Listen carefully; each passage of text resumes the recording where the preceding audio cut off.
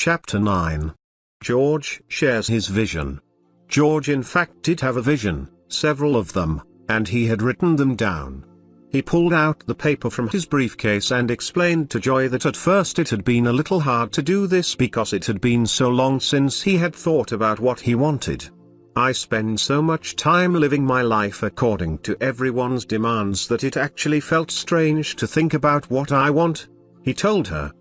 "But once I got started it felt really good to think about what I want for my life." She nodded, reassuring him with her big eyes and smile. "Go on, George. Do tell." He told her about his vision for his personal life, how he had been a star college athlete who played lacrosse and how he wanted to get back into great shape and get rid of his big gut that hung over his belt. He explained how thinking about his vision made him remember a time in the past when he had been really happy and alive and how he had to feel that way again. He told Joy about wanting to be a better father and husband as well.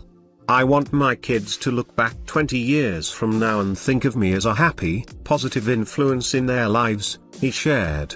"That's not the case now, so I know something has to change." "What about your wife?" Joy asked. "What is your vision there?" "I want my wife to stay married to me," he said. "I have this vision of us laughing together like we used to, remembering why we fell in love in the first place." "Oh, you are such a romantic," Joy said, teasing him.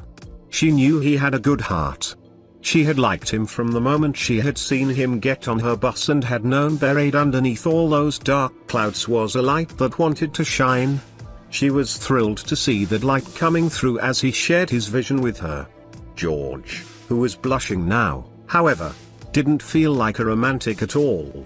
On the contrary, he was petrified of losing his marriage, so he explained to Joy his situation and his hope that things would turn around. "They will improve," Joy assured him, but George didn't share her confidence.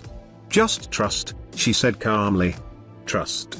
Then she broached the subject of work and his vision for success at the NRG company. George shared with Joy how he and his product marketing team had a big launch coming up for a new light bulb called the NRG 2000.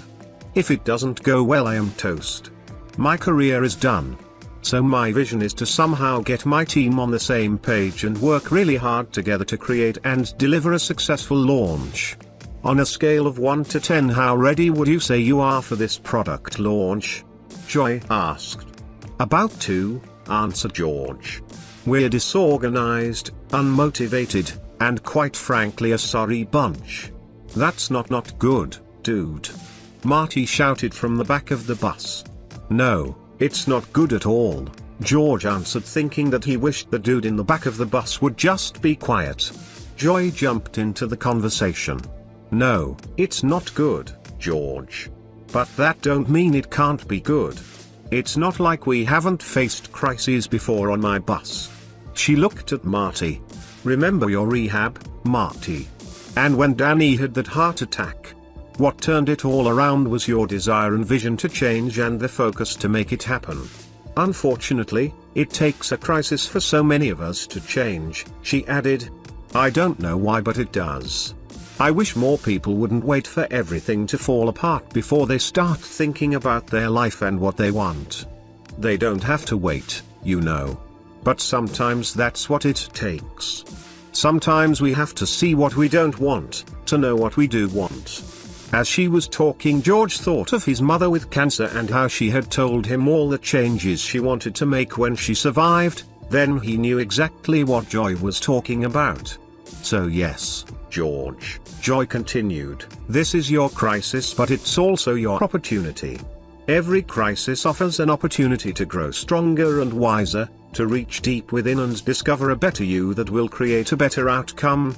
So while this is your crisis, what matters most is what you do with it.